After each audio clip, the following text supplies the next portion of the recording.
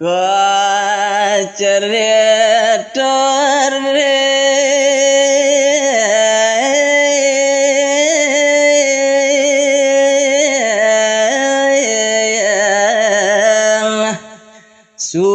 Suraloka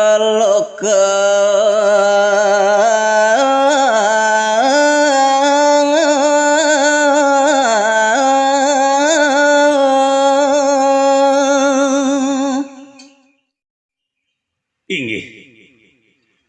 aturuning ayang ditiang ri sakawentenane rike ring swarga loka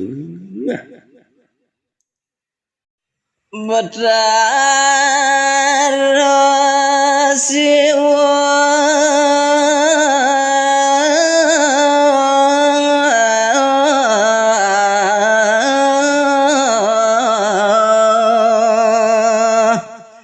Ka